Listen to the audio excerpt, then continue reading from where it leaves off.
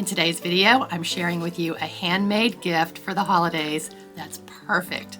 It's super cute, it's very functional, and it's the best thing to give with candles. I'm talking about my adorable little matchboxes. I did some small ones, I did some large ones. Candles are always something that people give at the holidays, and giving these little fun little matchboxes that they can use every year, refill them and use them again and again. I'm going to share with you several different ways to do it. I hope you come up with your own ideas. Certainly follow my ideas and let your imagination go. You probably will come up with many ideas on what to do with these matchboxes. I've made these many times using glitter glue, and I'll show you that later in the video. But this time around, I used felt with some embroidery and some mica flakes, and I even stamped on the felt. So before I put anything on these, you have to prep the surface, whether you're gonna add glitter glue or you're gonna just put the felt on top. But if you're just gonna put the felt on top, it's very easy, but the only thing you really have to do is cover up any of the exposed paint on the edge. And the easiest way to do that is use a black or white or whatever color Posca pen or acrylic marker you can use. But I do suggest using a chisel tip because it makes it so much easier. So you just put it on the edge and you run it along. And you do it on all the sides, and then you can control it easier.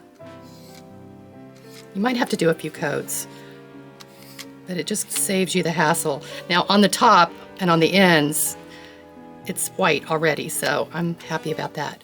Here's the part where there's the fold, and you have to get up in there a little bit and do it a few times. Just do it until it works with the best coverage. It's best to let it dry in between coats. So I'll just set it upright and I'll do a few more. And one final tip, you can also cover up this writing here with your Posca pen. Just remove the inside of the box and do a few coats and you'll be all set. Years ago, I carved this little stamp set that has all these little stamps that are mounted on blocks, and I have ivy and snowflakes and little stars, and one of them was a tree. And this tree happened to be the perfect size for my matchboxes. And I'm going to show you how I did this. Now, it's best to have a template. Of course, I used this stamp as a template for embroidering both of these. That was a coincidence. I was not planning that, but I love when that happens. So again, my 4x6 index cards come in handy. So I basically just made a template. I traced it around, I cut it out. This is the cactus green here on blue, and then on this kind of dusty white.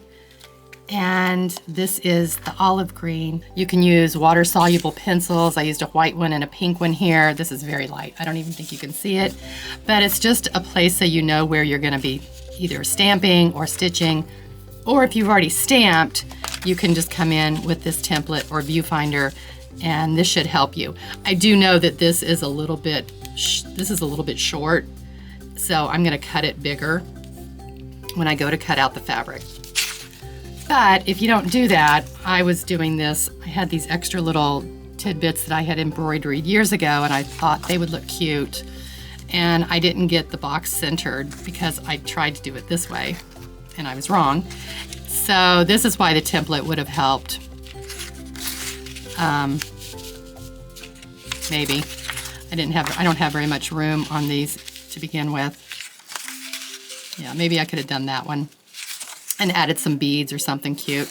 So this is the stays on that I stamped directly on the felt. So I pulled out my embroidery box, which I had not used in a while. My embroidery fingers took some waking up, but I was really happy to be doing it. There's something about doing handwork, especially at night when you're sitting around watching TV or listening to music or whatever. Having some handwork like embroidery is the perfect thing to relax and also make things. So I have these all cut and ready to go. This was very hard to use, this metallic floss, and anybody who is an embroiderer knows, and I was fighting with it the whole time. So if you decide to use this floss, be warned, it is not easy. And I'm just gonna glue it with gel medium, and I'm using the super heavy gel by Liquitex, and it's old and it's got a lot of gunk inside, and that's okay because I just need the glue to act as a paste. You know, I want it to really grab quickly, and this will work perfectly. So I'm gonna start with this guy because I want this glued down before it starts to unravel. If you know, you know. So I'm gonna put some right on top of here, just so I make sure that all of the fibers come in contact with the medium so that it doesn't unravel. That's really generous, so I'm gonna put some of it on top of. So since I have so much here, I'm gonna remove some and put it on top of the box. And I'm not gonna worry about covering this piece completely, but what I am gonna do is make sure that I cover this box completely. And I'm just gonna smear on the gel medium evenly and neatly. I mean, neatness does count. Have some paper towels ready. And watch where your fingers go. That always helps. There's no rush. You want it to look nice. So take your time. And I can see that on the edge here it's probably gonna squish out, and I will come back in and deal with that. Now this is a little tricky with this piece, so we'll see how it works. I'm just gonna, first of all, I'm gonna wipe that off right there. I can see that that is just gonna cause me a mess. And so just slowly and methodically. And I have cut this too small. So what I'm gonna do is I'm gonna slide it up to the top. And this is why it's a good idea. Actually, what I'm gonna do is I'm gonna center it in between the top and the bottom. It's not a perfect piece, it's not supposed to be, but it'll be good enough. And here I have to make sure, if I got this on here and I saw that the top red or the green at the bottom was showing, while this was still wet, I'd go ahead and take it off, scrape off the gel medium, and then come back in with the paint pen on top. But I think I'm okay. So I'm gonna start pushing it into place. And as I push it into place, it's gonna kind of flatten out and hopefully expand to the edges a little bit, but not completely, and that's okay. So I'm just gonna keep working on it, making sure that I don't get the gel medium everywhere.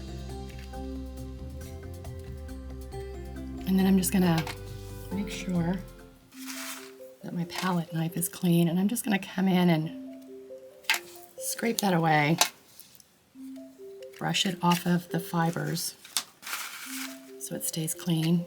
And I'll do it on the top too, and then I'm gonna let it rest for a minute so that it can grab.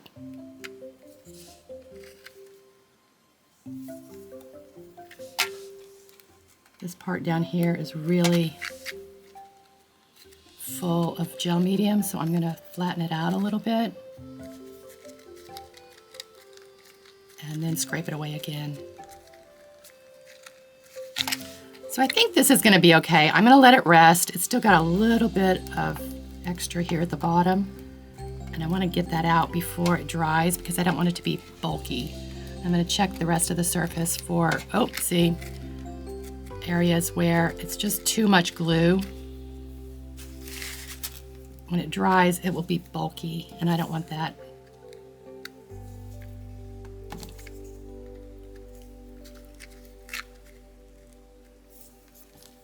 If you had another color fabric, you might be extra careful with your neatness of cleaning up the glue. So I think that's okay for now. I'm gonna let it rest, and I'll do the back later. Now I'm gonna do this one, and it's gonna be It might be even a little bit more tricky because there's nothing really to hide the bumps in the fabric.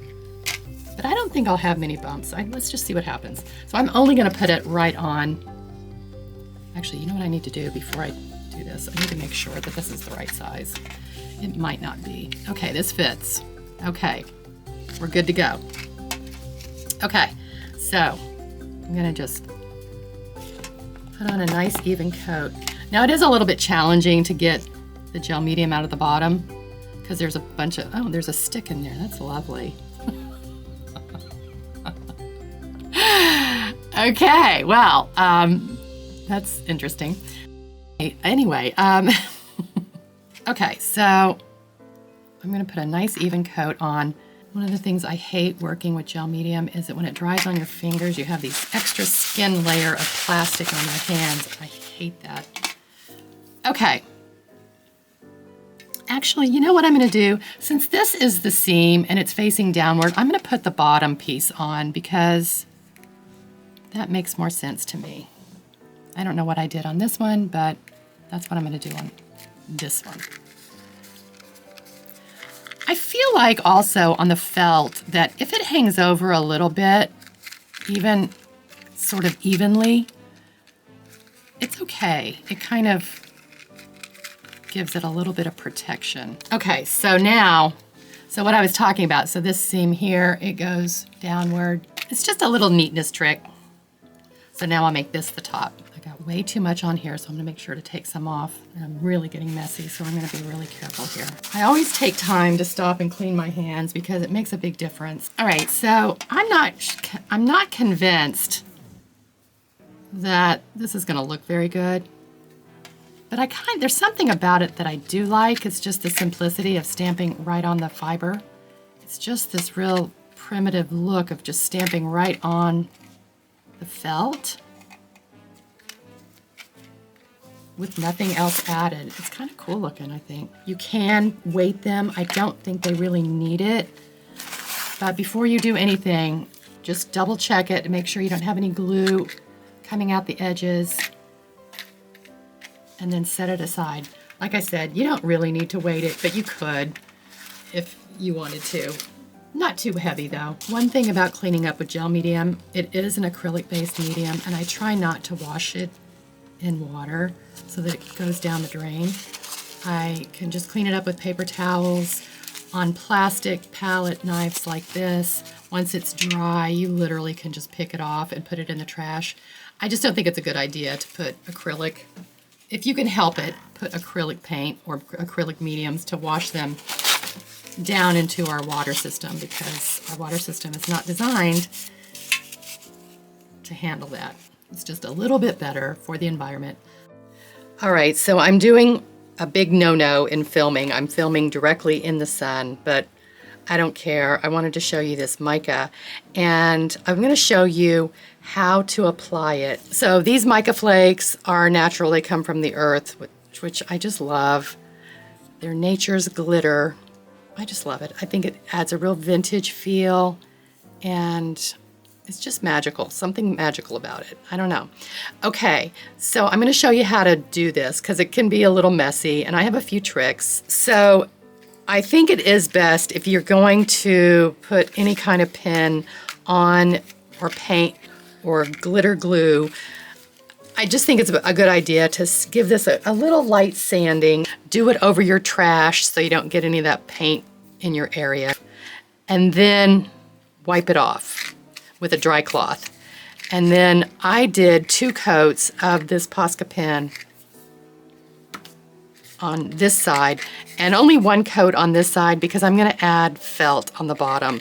But on the top of this, I'm gonna add just plain mica flakes, and I'll show you how I do that. Now what I'm gonna do is, I've got just some plastic from packaging that you see, or it comes into our houses on the daily. And I'm just gonna use a piece of plastic here because it's just easier to control. And sometimes the mica has a few discolorations in it. You can pick those out if you want all one uniform color. Just make sure there's nothing extra in there that you don't want. So now that this is coated, I'm just gonna press it into the mica flakes. and make sure that I've got areas that are all covered. Now I just kind of knock off the edges here because I don't want it really hanging over the side too much.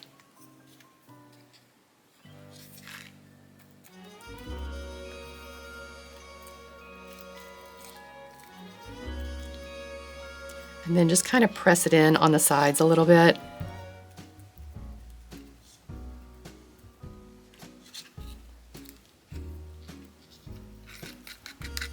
Now I've got a few spots here that don't have any glue, and clearly the Mica Flakes didn't get picked up, so I'm just going to put a few dabs in some areas that seem a little bit light or that could use a tad bit more.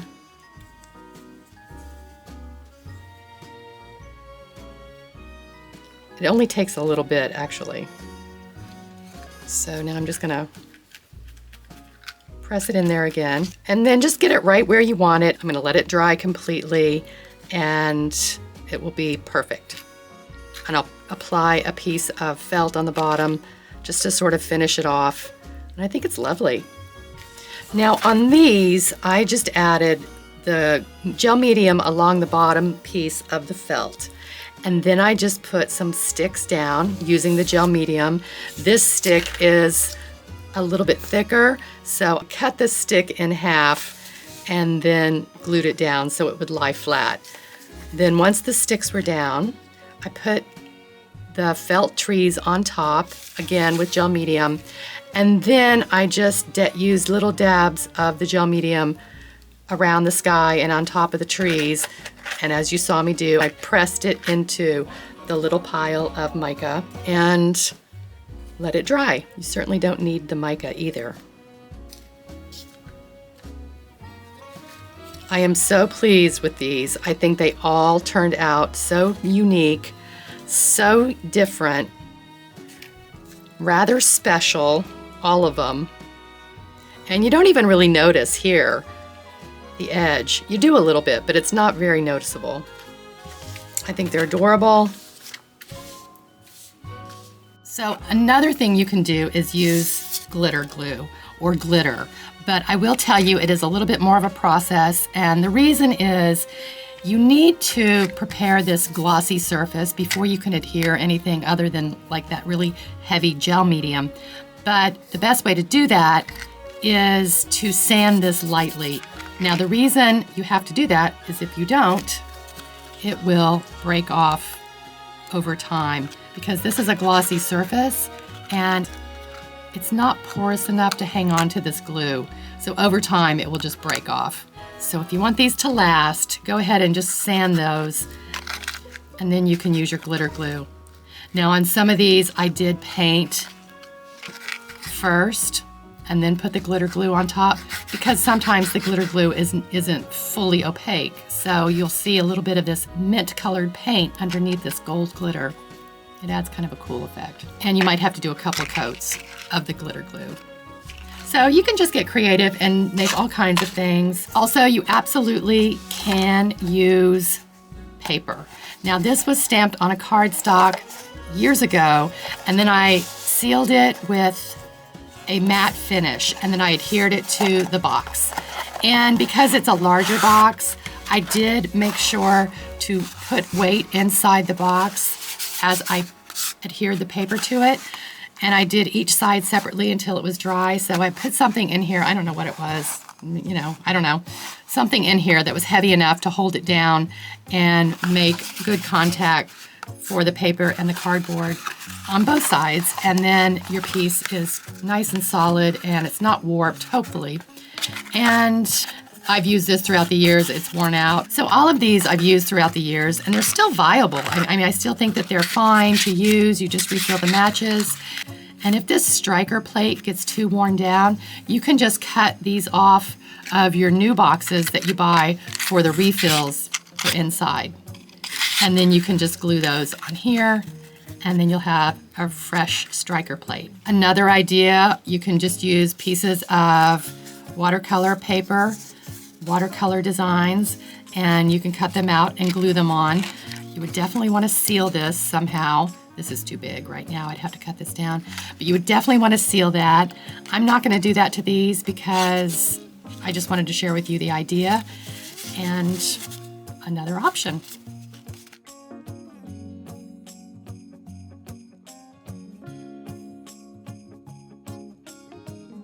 Now, I started with this stamp set that I've had. Now, this cute little stamp set it's a process to make. If you're interested in learning how, leave me a comment below and I'll do a video on it. I will link another video where I talk about another stamp set that I made with snowflakes and wine corks. And they also fit in a little Altoid or a mint tin. So I'll leave a link for that in the description below. So many ideas, and I could just keep making these, but I've got other videos to make, and I've got cards to send out, and I've got a trip to Vermont this weekend, so I can't keep making matchboxes, except I really want to. There are a ton of ideas for making these little matchboxes, so let me know if you come up with your own. I'd love to hear about it, and be sure to subscribe if you're not already. I hope you have a happy and safe and peaceful holiday season, and I'll see you in the next video. Thanks for watching.